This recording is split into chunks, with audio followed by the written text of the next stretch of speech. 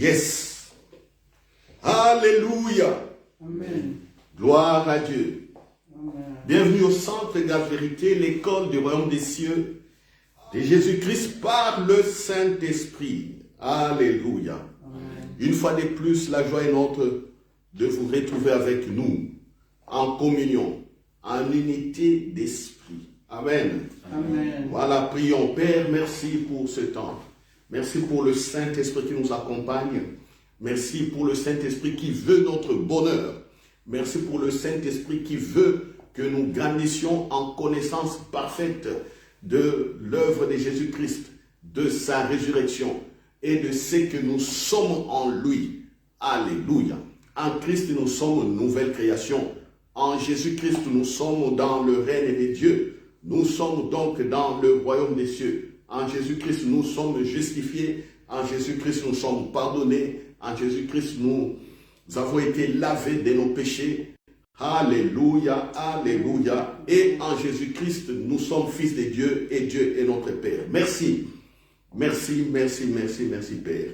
Que la prédication d'aujourd'hui relève quelqu'un, console quelqu'un, guérisse quelqu'un.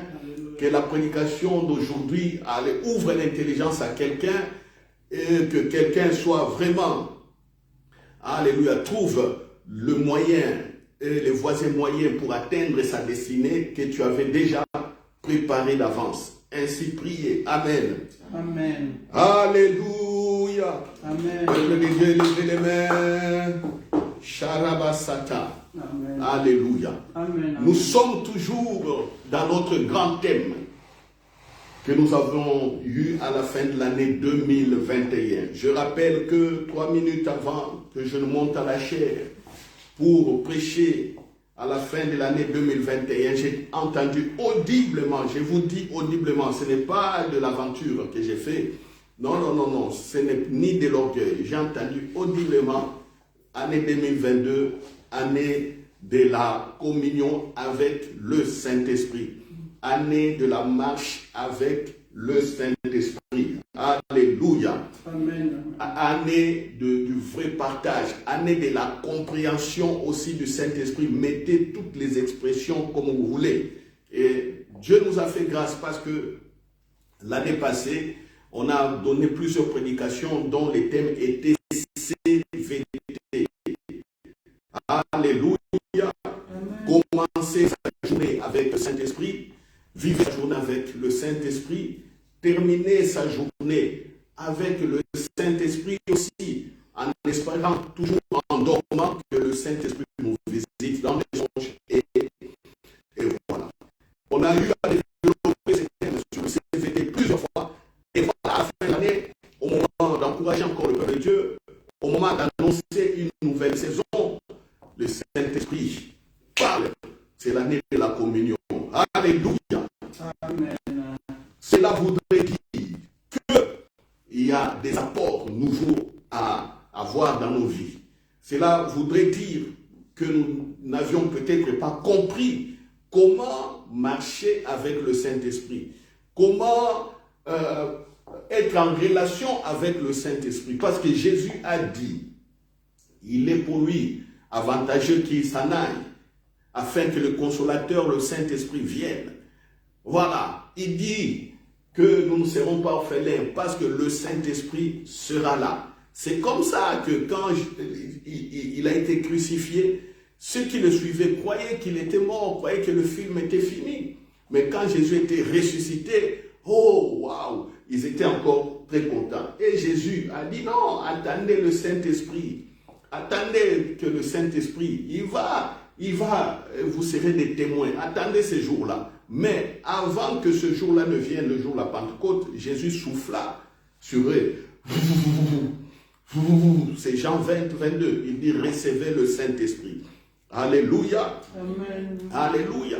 Amen. Dans cette maison, ils étaient peu nombreux parce que Thomas n'était pas là. Mais au jour de la Pentecôte, ils étaient à Saverne. Et nombreux encore de ceux qui étaient absents ce jour-là ont également reçu le Saint-Esprit. Et le signal pour aller évangéliser a été donné. Alléluia. Amen. Et petit à petit, ne l'oubliez pas, petit à petit, les apôtres ont commencé à faire de l'expérience sans Jésus, mais avec Jésus par le Saint-Esprit. Alléluia. Sans Jésus physiquement, avec Jésus en esprit, par le Saint-Esprit. Alléluia, alléluia. Alléluia. C'est pourquoi ils écoutaient la voix du Saint-Esprit, qui les guidait, qui les conduisait, qui les encourageait, ainsi de suite. Alors, c'est ce qui manque aujourd'hui. Vous savez, il y a plusieurs discussions, il y a plusieurs personnes qui disent l'église primitive était forte. L'église primitive était forte, c'est-à-dire l'église du commencement. L'église du commencement, l'église de la Pentecôte, du jour de la Pentecôte, des premiers disciples de Jésus-Christ. On dit que cette église était puissante, l'église avait du feu, mais aujourd'hui on ne voit rien.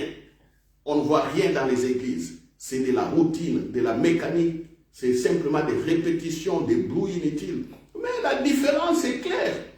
Pourquoi ne voulez-vous pas retourner au commencement? Vous qui êtes le premier à critiquer que l'église aujourd'hui est faible, que l'église on ne voit rien, que d'ailleurs vous ne voulez même pas prier, vous là, qui dites ça, pourquoi ne retournez-vous pas au commencement? Au commencement, c'était l'Esprit, c'est tout. Alléluia. C'était le Saint-Esprit. Au commencement, le Saint-Esprit, même pour la création du monde, quand on lit Genèse chapitre 1, verset 1, prenons la Bible. Genèse 1, chapitre 1. Avant d'entrer dans mon sujet d'aujourd'hui. Genèse 1, chapitre 1. Prenez la Bible. Prenez la Bible, prenons tous la Bible. Qu'est-ce que nous dit la Bible? Au commencement, Dieu créa les cieux et la terre. La terre était informe et vide, il y avait des ténèbres à la surface de l'abîme. Et l'Esprit de Dieu s'émouvait au-dessus des eaux. Au commencement était l'Esprit de Dieu. Alléluia. Amen. Ah oui. Alléluia. Et Dieu dit que la lumière soit et la lumière fut. Dieu vit que la lumière était bonne et Dieu sépara la lumière d'avec les ténèbres.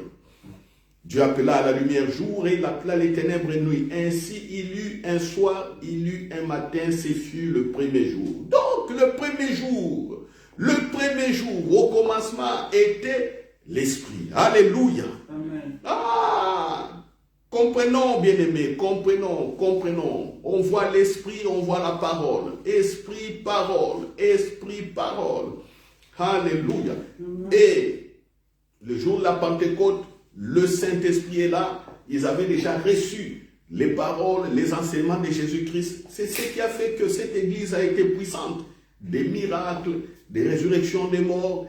Et on a combattu cette église au travers du temps. Tous ceux qui ont combattu l'église, tous sont passés. L'église de Jésus-Christ est restée vivante jusqu'à ce que vous comme moi, aujourd'hui, soyons dans cette église qu'on appelle désormais le corps du Christ. Alléluia. Amen. Voilà. Donc, si Dieu nous dit que c'est l'année de la communion avec le Saint-Esprit, il veut apporter des corrections dans nos vies. Il veut apporter, encore une fois de plus, de sa sagesse.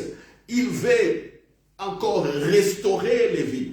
Mais cela n'est possible que si nous comprenons la marche avec le Saint-Esprit, la communion avec le Saint-Esprit, la présence du Saint-Esprit, alléluia, le partage, la guidance, alléluia, c'est ça, il n'y a pas autre chose.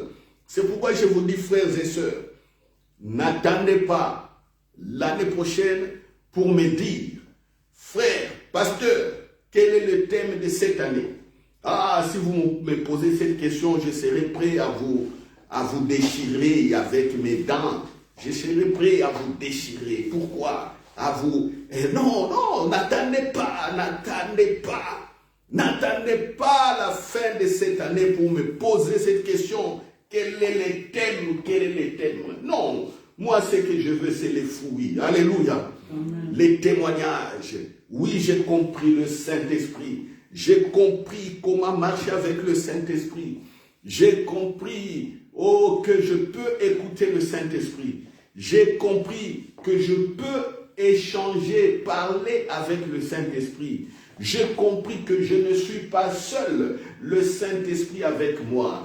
J'ai compris que mon corps est le temple du Saint-Esprit. Je ne dois pas aller chercher ailleurs, là où je suis. Dieu est là parce que le Saint-Esprit est là. Voici ce que moi je veux. J'ai compris que je suis puissant.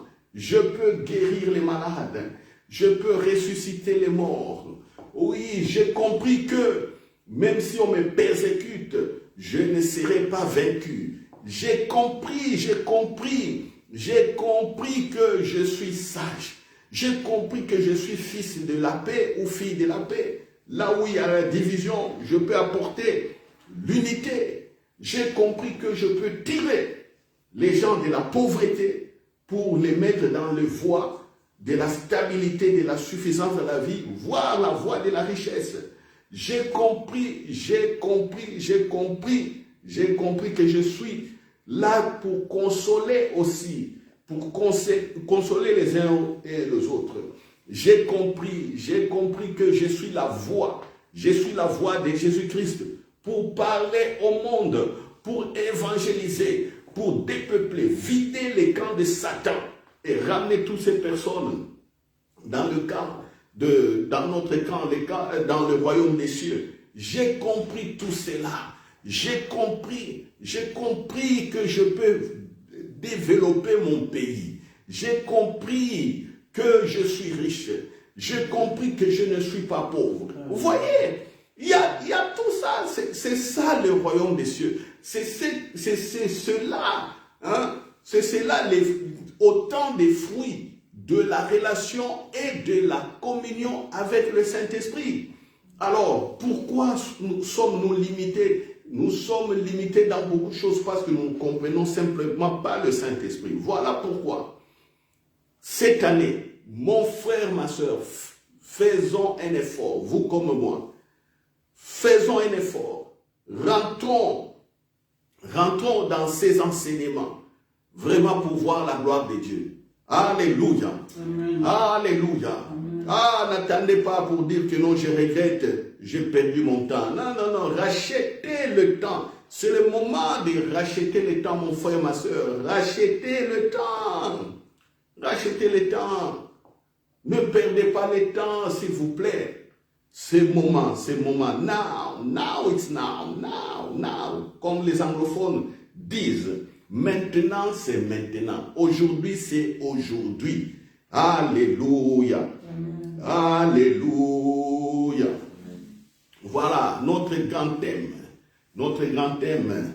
Oh, la communion avec le Saint-Esprit et les sous-thèmes ou les sujets que nous développons. La prière et l'Esprit de Dieu. La prière. Je rappelle, nous avons vu plusieurs cas. Comment ces anciens ont prié. Nous avons commencé par le cas de Abraham. La prière et l'Esprit de Dieu selon Abraham. Nous avons vu la prière et l'Esprit de Dieu selon Moïse, selon Josué, selon le prophète Samuel, selon le prophète Élie, selon le prophète Élisée. Chers frères et sœurs, j'ai encore d'autres modèles. Alléluia. J'ai encore d'autres modèles. Quand je vous dis j'ai encore d'autres modèles, c'est parce que j'ai eu à expérimenter tous ces modèles de prière. J'ai pris comme eux, j'ai fait comme eux, et les plus grands, le modèle des modèles, c'est Jésus-Christ. Alléluia. Amen. Parce que je ne peux pas simplement prier absolument comme Abraham, mais retenir comme, non, je vais prendre prier comme Abraham, prier comme Moïse, prier comme Josué, prier comme Samuel, prier comme Élie, prier comme Élisée. Parce que quand j'ai fait leur somme, je suis en train de tendre vers Jésus. Alléluia. Amen. Jésus, c'est la grande révélation. C'est lui qui nous a montré comment prier. Moi, j'ai pris comme Jésus. Alléluia. J'ai pris comme Jésus. Je sais et je suis toujours en train de pénétrer comment Jésus faisait. C'est ce que je vous conseille. Mais quand vous regardez à Jésus, vous allez voir en Jésus-Christ tous ces personnages. Vous allez voir que non, Abraham a fait une partie de Jésus. Moïse a fait une partie. Élisée a fait une partie. Et voilà. Et voilà, donc quand on rassemble tous, et là, on atteint le standard de Christ. Alléluia. Amen. Alléluia. Et laissez-moi vous dire, mon cœur est encore dans la joie. Je vous demande d'aller réécouter la prière selon le prophète Élisée. Vous allez voir que Élisée, comme je l'ai dit, c'était un homme équilibré. 60 ans de vie commune avec le Saint-Esprit, comme ça. Alléluia. 11 ans de formation par le prophète Élie. Mais Élisée, dans ses 60 années de ministère, Élisée était l'homme qui était équilibré. La foi et la grâce. La foi et la grâce. J'aurai encore à revenir sur Élisée. Voyez la foi d'Élisée. Élisée parlait, ça s'accomplissait directement. Il n'avait pas besoin de prier beaucoup ou de prier longtemps. Pour quelque chose, il n'avait pas besoin de prier beaucoup ou longtemps, comme on le croit toujours. Parce qu'on nous a appris qu'il faut prier, prier, prier beaucoup. Priez vraiment, mon frère. Priez, priez beaucoup. Les gens ont prié beaucoup. On prié, on forcé dans les jeûnes et prières. Mais quand il n'y a pas de résultats, voilà des découragements. Les églises deviennent vides. Et puis on commence à dire que c'est l'église primitive qui était bonne. Non. L'église primitive, c'est l'église du Saint-Esprit en action. Alléluia. Donc, dans la prière qui n'est qu'une relation entre nous et le Père, c'est la manifestation de la relation. Parce que dans toute relation, il faut qu'il y ait une communication. Si vous ne communiquez pas avec quelqu'un, est-ce que vous êtes en relation avec lui? Je vous pose la question. Non. Vous ne parlez pas à quelqu'un. Quand la personne est là, pour vous c'est un arbre. Est-ce que vous êtes en relation? Non. La relation avec quelqu'un passe par les échanges. Alléluia. La communion avec le Saint-Esprit, la relation avec le Saint-Esprit passe par les échanges. Échanger, dialoguer, parler. Je répète, ce n'est pas qu'il faut crier, non. La relation, c'est le dialogue. Dieu est là, l'Esprit Saint est là, le Christ Jésus est là. Et là où il est, vous commencez à crier pour l'atteindre. Mais non, parlez,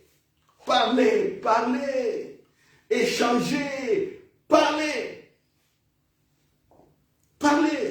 Et prenez le temps d'écouter. C'est ça la prière. Je sais qu'il y a beaucoup de livres qui parlent de la prière et de plusieurs formes de la prière.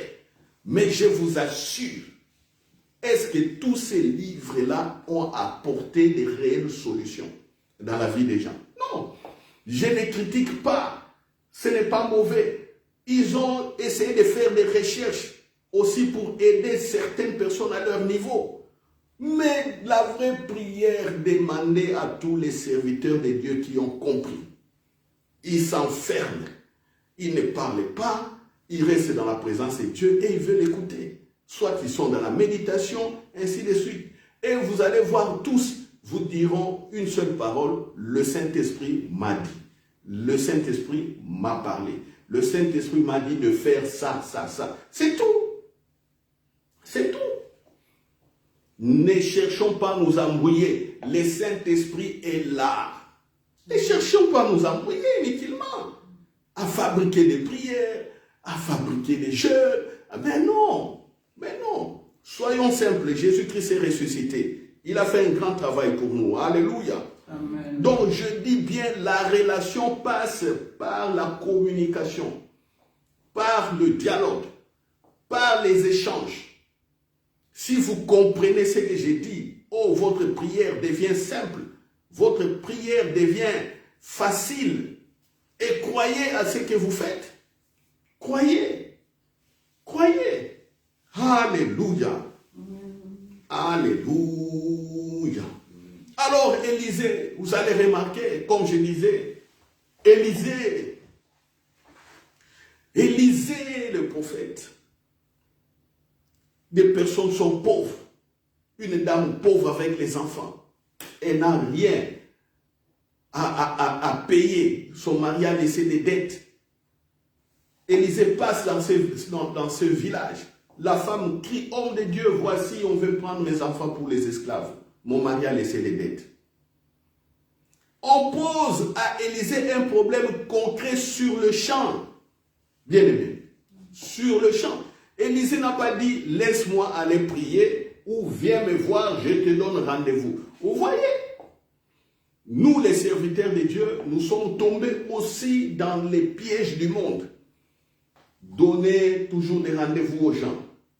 Donner des rendez-vous. À un certain moment, nous-mêmes, on a des occupations et au rendez-vous, quand les personnes viennent, ça devient compliqué à gérer. D'autres personnes risquent d'attendre des rendez-vous après 2 mois, 3 mois. Oui, dans une église, même certains serviteurs de Dieu n'ont plus le temps de s'occuper, par exemple, des disciples ou des fidèles. Ils sont tellement nombreux, mais comment est-ce qu'ils verront? Comment est-ce qu'ils le verront? Rendez-vous, 3 semaines après, 1 mois après, on essaye de commencer à chercher, est-ce que votre problème, madame, monsieur, est urgent? Est-ce qu'il y a ceci, cela? Et ça ne marche plus. Ça ne marche plus. Mais là, vous voyez Élisée, une dame lui pose un problème. Il dit à la dame, qu'as-tu chez toi à la maison? Non, je n'ai qu'une petite bouteille d'huile. Il dit, oh, ça suffit. Ça suffit. Tu as une bouteille d'huile. Ok. Bon, je te fais maintenant, tu deviendras commerçante. Tu vas commencer à vendre de l'huile. Mais voici comment tu vas commencer à vendre de l'huile. Cherche beaucoup de pots. Remplis ta maison de pots. Remplis. Et tu vas prendre simplement cette bouteille-là, tu commences à verser partout. Toute l'huile ou toute l'huile que tu auras, toute cette quantité, tu iras la vendre, madame. Avec cet argent, tu vas payer la dette. Cela veut dire que son mari avait une grande dette. Tu vas payer la dette. Et avec le reste de l'argent, tu vas vivre avec ça. Cela veut dire quoi? Vous savez, quand la dame ira vendre de l'huile, comme la parole est sortie de l'homme de Dieu, beaucoup de personnes viendront acheter cette huile. Ils viendront acheter de l'huile. Automatiquement, le nom de cette femme sera connu comme une maman vendeuse d'huile. Alléluia. Amen. Ah oui. On sera que, ah non, c'est telle dame, ouf, c'est de l'huile raffinée. D'où lui est venue cette huile? C'est tellement raffiné. Il faut aller là-bas. Et automatiquement, cette dame devient commerçante. La parole, c'est instantané comme ça. Élisée n'a pas cherché. Élisée a parlé. C'est pourquoi il faut faire attention. Il faut faire attention dans nos limitations. Quand on nous pose un problème, généralement, les gens voient toujours que c'est impossible. Il y a des blocages. Non. Les enfants de Dieu, soyons des hommes solutions et des femmes solutions. Alléluia. Amen. Oui. Croyez à la parole qui sort de la bouche. Jésus a dit dans Marc chapitre 11, si vous avez la foi de Dieu, dites à cette montagne d'ôter de là et de se jeter dans la mer. Vous verrez qu'il n'y aura plus de montagne. Jésus nous a déjà donné la leçon de la foi que Élisée faisait. Élisée réagissait du tic au tac. Si on lui pose un problème, Élisée donne la solution directement. Directement. Et ce qui est bien chez Élisée, il n'y avait pas que seulement la guérison.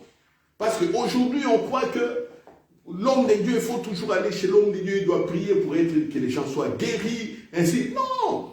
Les solutions qu'Élisée a données aux gens, c'était des solutions sociales. Alléluia. Amen. Là, ça concernait la vie sociale des gens. Les gens n'ont rien à manger. Les gens n'ont rien à manger. Élisée multiplie les pains. Les gens mangent.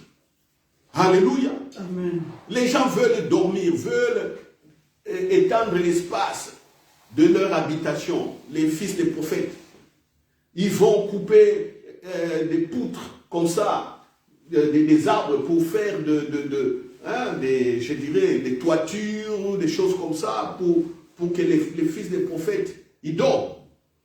La machette tombe dans l'eau. On crie, homme de Dieu, la machette est tombée dans le fleuve.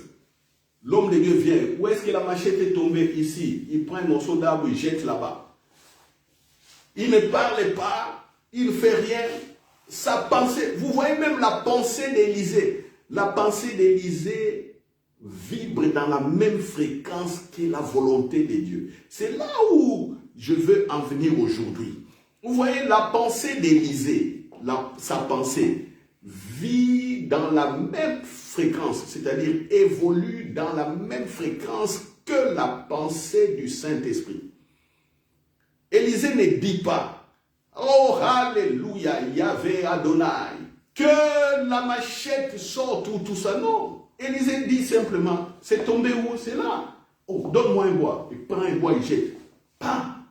Et puis, le fer qui est descendu dans les profondeurs des eaux, le fer a surnagé. Ça, on n'a jamais vu ça. Le fer qui surnage comme ça. Voilà. Ah, le fer surnage. Ça monte à la surface. Direct.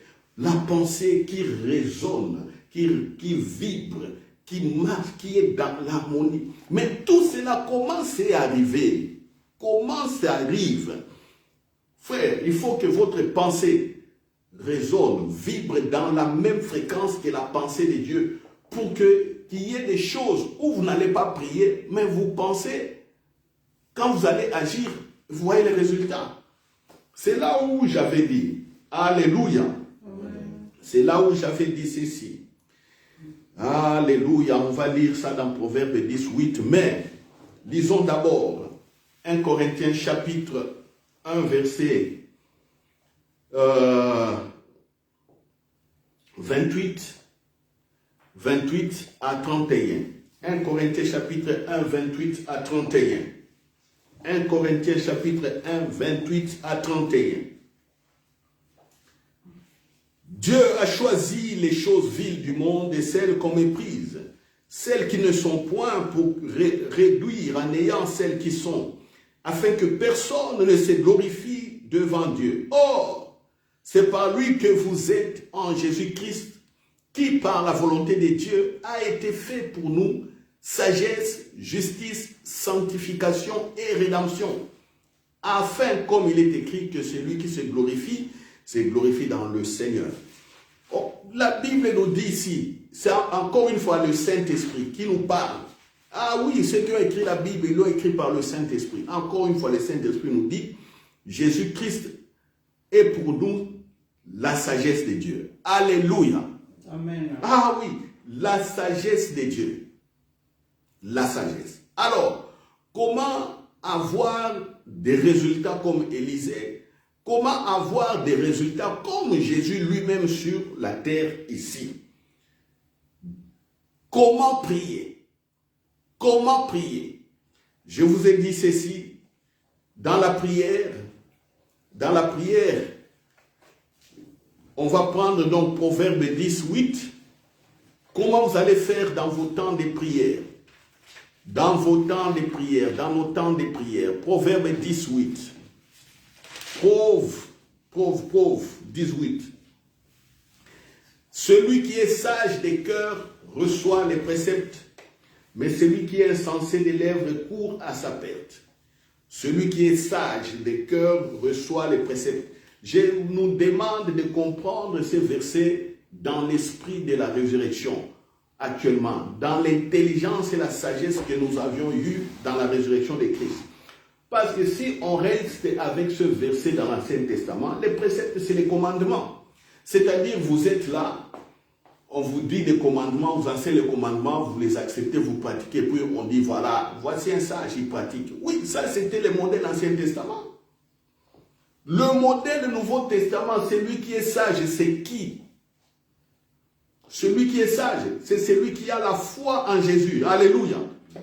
Celui qui est sage, c'est qui? C'est celui qui a compris la résurrection de Jésus. C'est celui-là qui est sage. Voilà pourquoi je vous pose encore une fois la question. Avez-vous compris la résurrection de Jésus? Avez-vous compris que Jésus est ressuscité? Avez-vous compris que si on vous appelle chrétien, c'est parce que Jésus est ressuscité? Dans d'autres religions, on ne croit même pas que Jésus est ressuscité. On ne croit pas ça. On ne croit pas. Est-ce que nous avons le même Dieu avec ces personnes? Je ne veux pas répondre à cette question. Répondez vous-même à cette question. Ils ne croient pas que Jésus est ressuscité.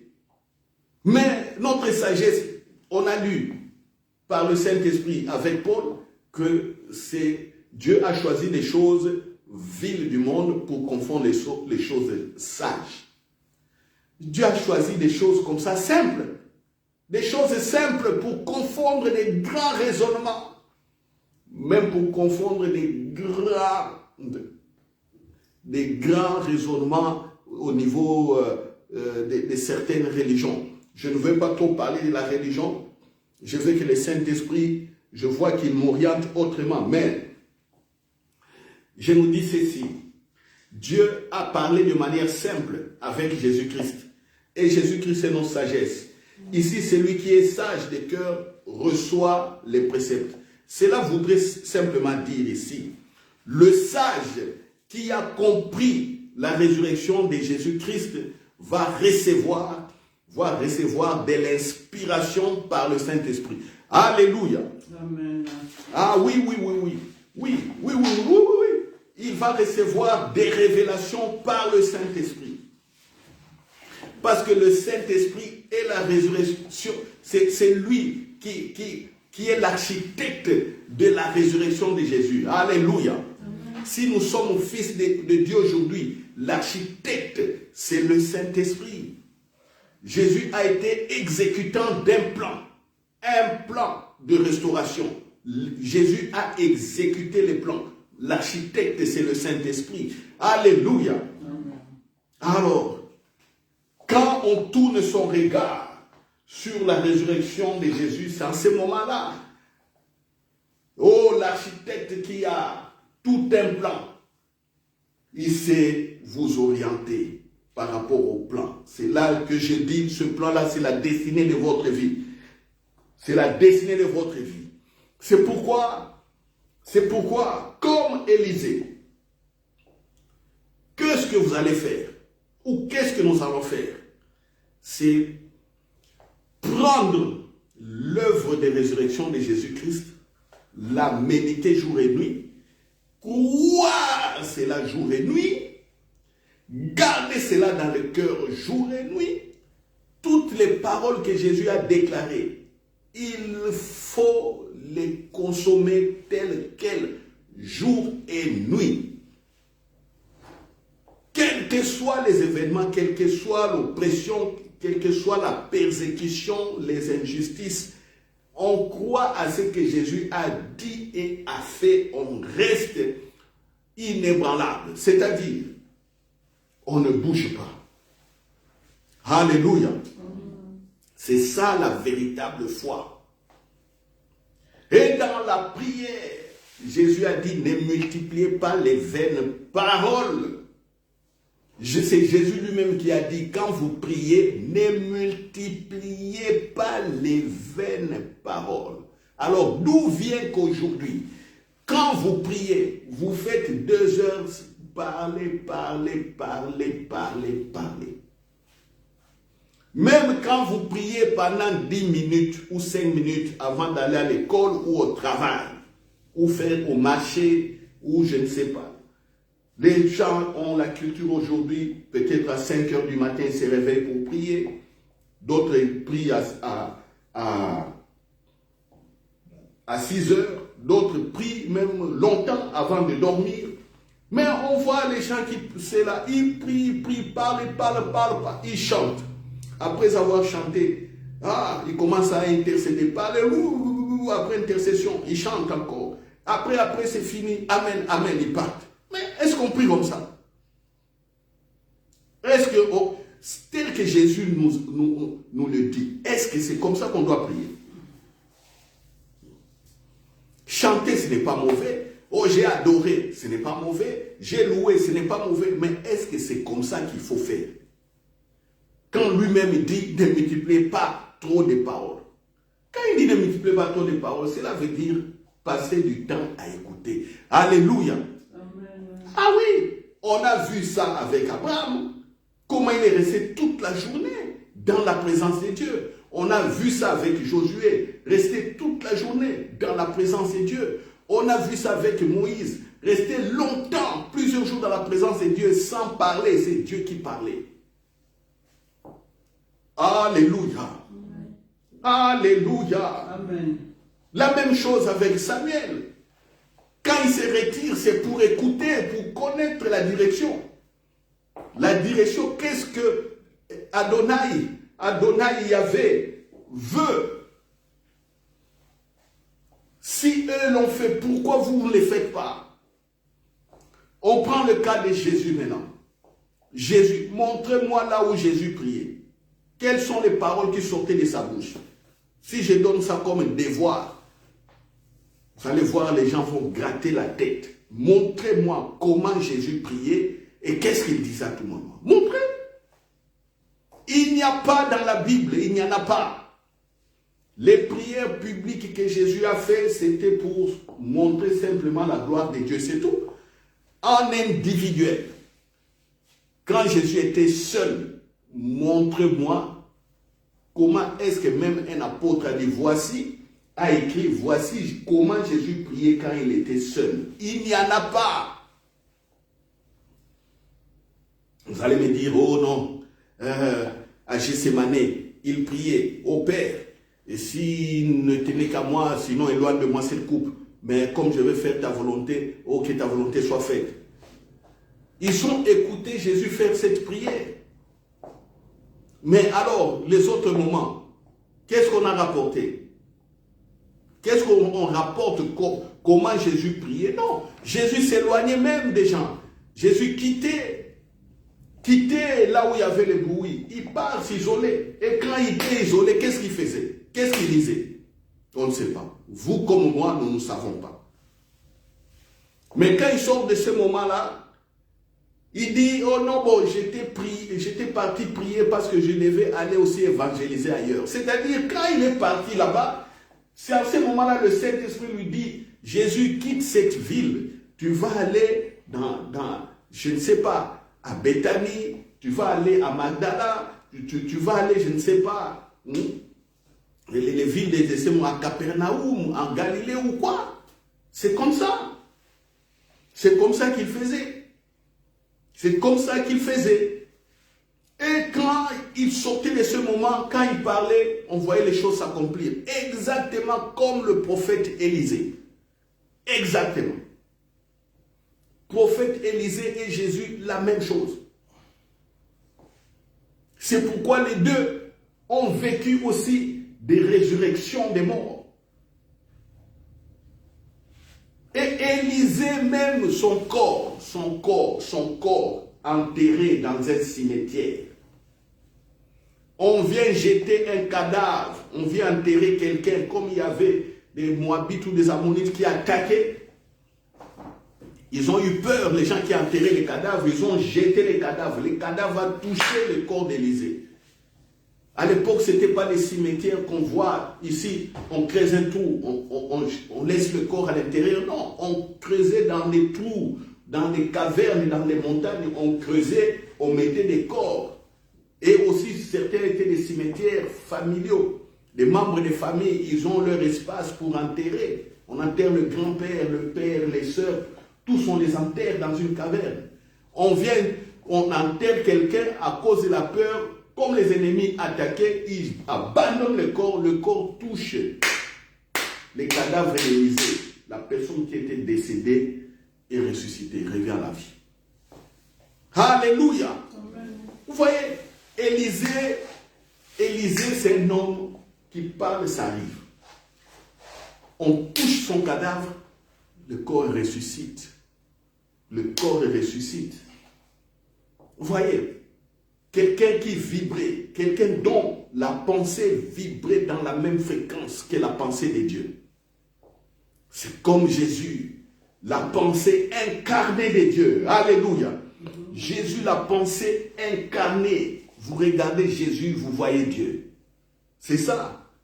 C'est pourquoi Jésus disait à ses disciples, qu'est-ce qui se passe en vous? Qu'est-ce qui se passe? Croyez en Dieu, croyez en moi. Hein? Croyez en Dieu. Philippe, tu veux voir Dieu? Philippe, tu veux voir Dieu, mais celui qui m'a vu a vu Dieu. Oui. C'est là où je dis, quand je parle comme ça, prenez Jean chapitre 14.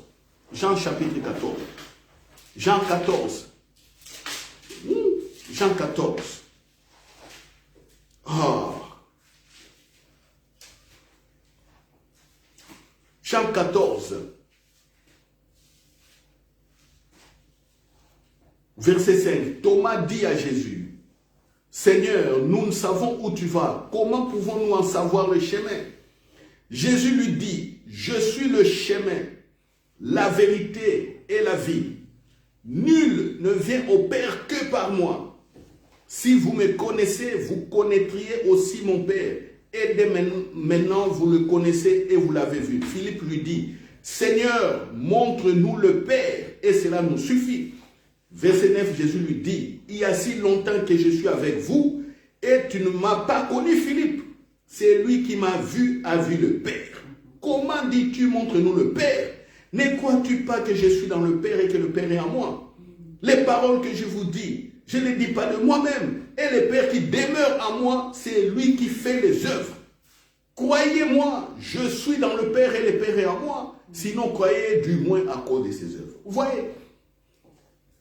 Je suis en train, j'ai lu les versets simplement pour vous aider à voir que c'est écrit dans la Bible. Mais moi, je connais ces versets. C'est pourquoi je vous dis, celui qui a vu Jésus a vu Dieu, le Père. Voilà, c'est écrit noir sur blanc ici. Alors, quand on voyait Élisée, on voyait qui? Adonai, Yahvé. Élisée était là, les gens étaient dans l'assurance. C'est pourquoi je vous ai dit, dans vos prières, cherchez à écouter le Saint-Esprit. Alléluia. Alléluia. Et pour que vos paroles aussi produisent des effets, comprenez que Jésus-Christ est la sagesse, comprenez la résurrection de Jésus. Retenez cela. Alléluia. Alléluia. Amen. Ayez un cœur d'amour aussi. Ayez un cœur d'amour. Élisée, on voit bien que c'est un homme d'amour. C'est un homme d'amour. Regardez comment il intervenait dans la vie des gens. Dès qu'on lui pose un problème, il intervient directement. Directement, il intervient. Un homme d'amour. Vous savez, nos actes trahissent nos pensées. Je leur ai dit, ce que nous faisons comme action trahissent ce qui est en nous réellement. Quand vous voyez quelqu'un insulter régulièrement les gens, les paroles qui sortent de sa bouche, ça montre réellement ce qu'il est dans son intérieur. Quand vous voyez quelqu'un est égoïste, il fait des actes d'égoïsme, ça traduit réellement ce qui est dans son intérieur. Quand vous voyez quelqu'un qui n'aime pas partager, ça trahit ce qui est réellement en lui. Quand vous voyez quelqu'un ne pas confesser la résurrection de Jésus-Christ correctement, c'est-à-dire intérieurement, il n'a pas compris. Et il est comme ça dans son intérieur. Il est comme ça. Un cœur vide. Un cœur qui n'a pas d'amour. Un cœur qui n'a rien compris de la résurrection. C'est-à-dire son intérieur est vide. Quelqu'un qui est vide comme ça, dites-moi, quand il va parler, est-ce que ça va arriver? Non, parce qu'il y a une confusion entre ce qui est en lui et ce qui sort de sa bouche. La vraie personne, c'est celui-là qui chaque fois, il est dans les bêtises, il est dans la négation, il est dans l'incrédulité, il est dans les doutes, c'est lui la vraie personne. Maintenant, on vient lui dire, confesse que tu es guéri. La personne va dire maintenant, je suis guéri, je suis guéri. Oh, mais dans son cœur, c'est un homme de doute. Intérieurement, c'est un homme ou une femme de doute. Vous lui dites, déclarez que vous êtes guéri. Et puis il dit, je suis guéri, je suis guéri. Ça ne va pas marcher. Ça ne va pas marcher. Ça ne va pas marcher. Ah. Oh. Ça ne va pas marcher. Prenez Proverbe 12, 25. Proverbe 12, 25. Pour vous montrer que ça ne va pas marcher. Ça ne va pas marcher. Proverbe 12, 25.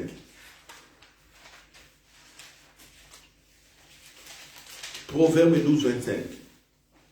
L'inquiétude dans le cœur de l'homme là-bas, mais une parole le réjouit. On dit que l'inquiétude dans le cœur de l'homme là-bas. Il y a des personnes, vous pouvez être en face de lui, mais vous ne savez pas qu'intérieurement il est inquiet.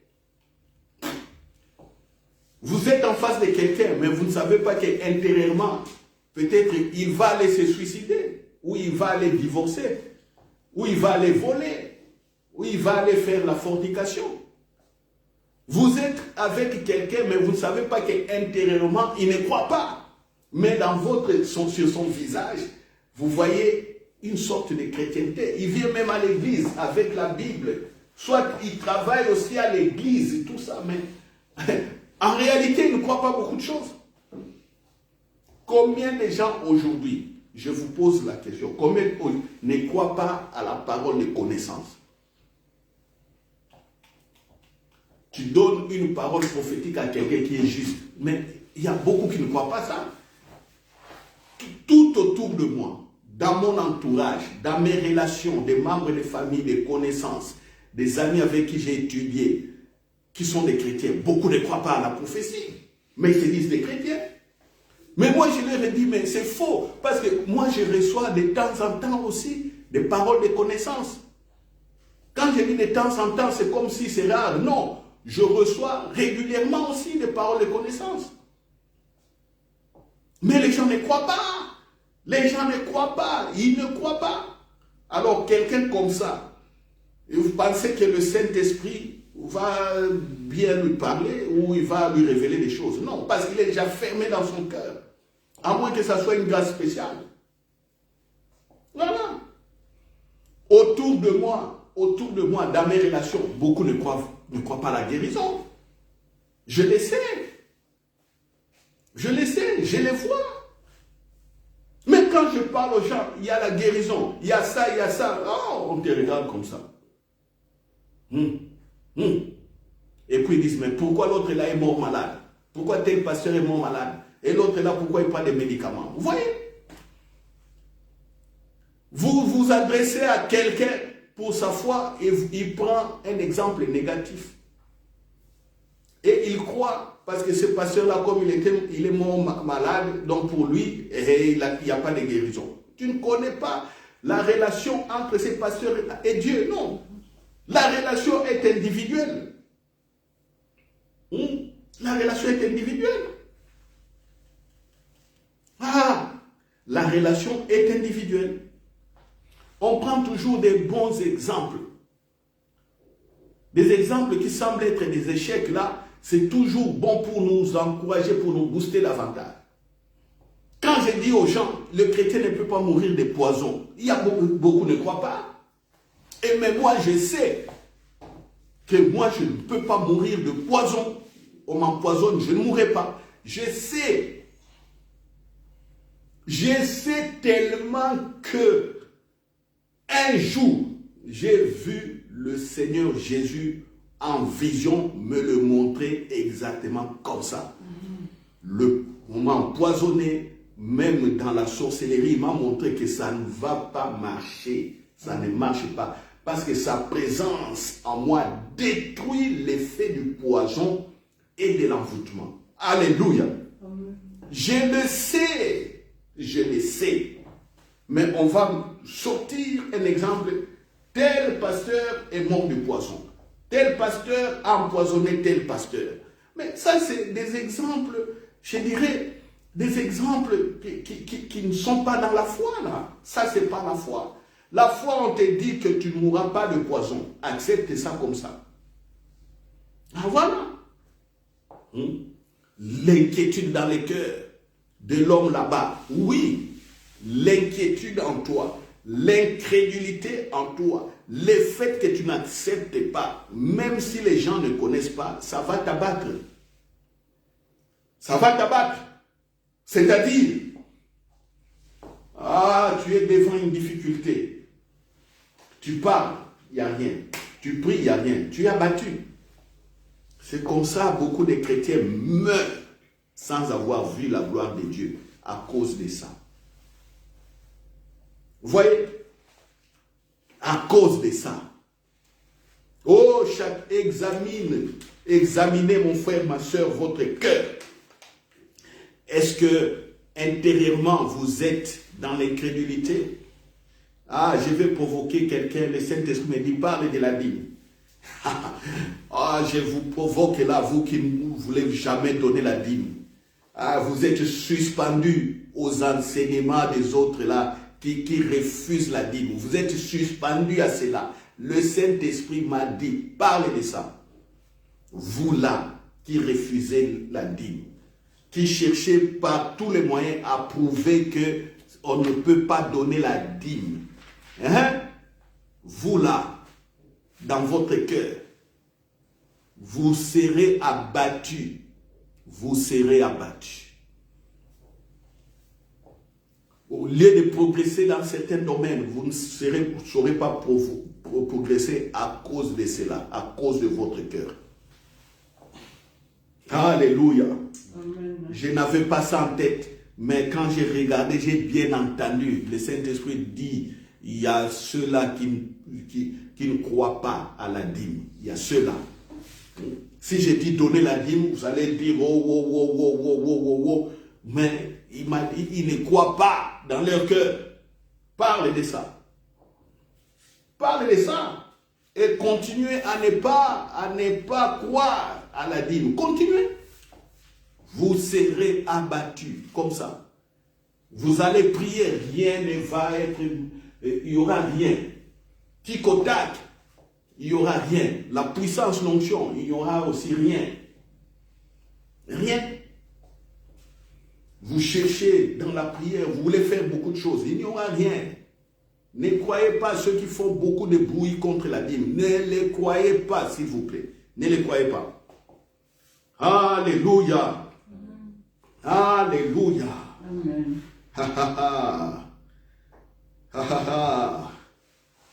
Voilà. Voici donc ces 3 versets que je viens de donner qui vont nous aider dans la prière, dans la présence de Dieu. Vous êtes là, la présence de Dieu ici, c'est la présence du Saint-Esprit. Le Saint-Esprit est en nous. Nous ne les chercherons plus ailleurs. Il est là. Il est là. Il est là. J'ai dit, il faut croire tout ce que Jésus a dit. Jésus a dit, ne multipliez pas de vaines paroles. C'est bien. Il dit, quand vous priez, enfermez-vous dans votre chambre. Ici, la notion de la chambre est évoluée. Votre corps est déjà la chambre parce que votre corps est le temple du Saint-Esprit. Vous croyez à cela. Vous commencez à parler, à entretenir votre relation. La relation se fait par le dialogue, par la conversation. Vous parlez au Saint-Esprit et vous attendez qu'il vous parle. Dites au Saint-Esprit, enseignez-moi encore l'œuvre de Jésus. Dites au Saint-Esprit, je veux connaître ce que je suis réellement. Ce n'est pas mauvais. Dites au Saint-Esprit, qu'est-ce que tu as préparé pour moi? Dites au Saint-Esprit, voilà, je veux bénir ma famille, je veux bénir encore l'église, mais je ne vois pas les voies et moyens, comment je peux faire. Dites au Saint-Esprit, je veux être une bénédiction pour mon pays. Comment je vais être une bénédiction pour mon pays? Il y a des voies et moyens pour les faire. Je vous ai parlé d'Élisée qui a résolu des cas sociaux, bénédiction pour son pays, pour son royaume à l'époque. Alléluia. Dites au Saint-Esprit, qui est réellement Jésus? Montre-moi la grandeur de Jésus. Explique-moi encore. Voilà. Dites au Saint-Esprit, je veux voir encore des miracles. Je veux voir des guérisons. Je veux voir ceci. Accompagnez-moi, Saint-Esprit. Dites, je suis là, Saint-Esprit. Qu'est-ce que tu veux de moi? Qu'est-ce que tu veux de moi? Aujourd'hui, j'ai respiré. Pourquoi je ne suis pas mort? Pourquoi tu me gardes en vie? Qu'est-ce qu'il y a, Saint-Esprit? Je vois les gens mourir autour de moi. Qu'est-ce qu'il y a? Pourquoi encore pas? Il y a tant de questions que vous pouvez poser. Vous pouvez poser tant de questions. Ça, ce n'est que ce qui me revient comme ça à l'esprit. Mais parlez au Saint-Esprit. Vous êtes étudiant. Vous voulez étudier. Saint-Esprit, aide-moi. Je suis en train d'étudier. Aide-moi. Vous voulez faire un choix d'un mari ou d'une femme. Saint-Esprit, aide-moi à faire un bon choix. Vous restez longtemps régulièrement dans la prière. C'est comme ça que certaines personnes ont vu leurs femmes avant qu'ils ne les épousent. Ils les ont vues en vision. Et puis, paf, dans la réalité, ils ont vu ces femmes-là aussi. Il y a d'autres qui ont vu leurs femmes ou maris comme ça. Subitement, le Saint-Esprit parle. C'est lui l'homme de ta vie. C'est possible. Il y a d'autres qui ont été convaincus par le Saint-Esprit, acceptent la main de tel homme. Ils ont des bons mariages. C'est comme ça. Vous pouvez être devant plusieurs travails. Vous avez postulé pour travailler. Et voilà, 3 entreprises disent, monsieur, madame, venez travailler ici. Mais vous n'avez plus. Oh, Dieu m'a béni. Oh là là, j'ai lancé des CV comme ça. Il y a trois sociétés qui ont répondu. Où est-ce que je dois aller? Parlez au Saint-Esprit. Parlez au Saint-Esprit. Vous voulez faire des études, je ne sais pas quelles études. Mettez-vous longtemps dans la présence de Dieu pour qu'il vous guide, jeune homme, étudiant. Voilà autant de choses. Président de la République. Oh, gouvernement. Vous voulez, il y a des projets de gouvernement, surtout dans les pays africains où il y a des problèmes de gouvernance. Quelles sont les priorités du gouvernement? Quels sont les projets sur lesquels on doit vraiment foncer, avancer? Vous êtes président de la République. Président, vous êtes là. Non, ne confondez pas que votre poste, ne commencez pas à abuser de votre autorité, à prendre toutes les femmes du pays. Non. Votre poste là, c'est pour régner sur les gens. Non, mais non. Président, vous êtes là pour servir le pays, le peuple. Priez. Quels sont les projets prioritaires? Saint-Esprit, aide-moi. Aide-moi à relever mon pays économiquement, sur le plan de la sécurité. Il y a tout. Parce que dans les pays, il y a beaucoup de choses qu'ils font. Il y a des ténèbres dans plusieurs pays, surtout africains. Ténèbres sur ténèbres.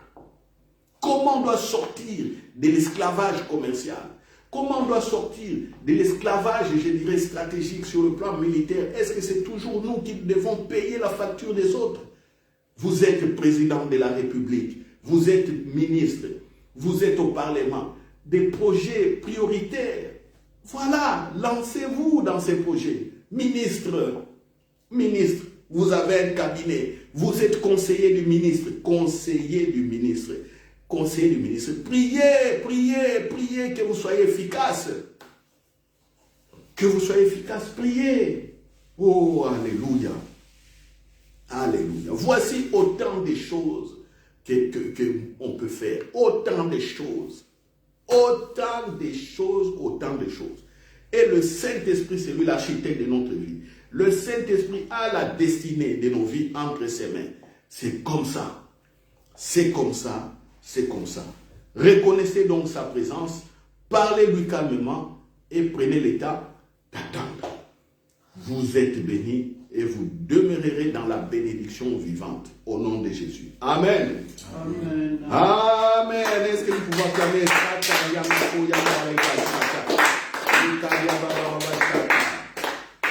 Nous allons prier. La prière, c'est de disposer nos cœurs. Simplement, dites, Saint-Esprit, je suis là. Je t'ouvre mon cœur. Je t'ouvre encore mon cœur. Parle, tu m'as parlé aujourd'hui. Conduis-moi. Conduis-moi, Saint-Esprit. Conduis-moi. Révèle-toi encore. Révèle Jésus-Christ à moi. Révèle-moi aussi ce que je suis. Oh, je suis là, Saint-Esprit. Je suis là. Je suis là. Alléluia. Alléluia. Nous sommes là. Nous sommes là. Je t'ouvre mon cœur, Saint-Esprit. Oh, que l'incrédulité même quitte mon cœur. Que l'incrédulité ne prend pas siège dans mon cœur. Je crois à la résurrection. Nous croyons à la résurrection au Saint-Esprit. Oh, révèle-toi. Conduis-nous encore une fois. Conduis-nous.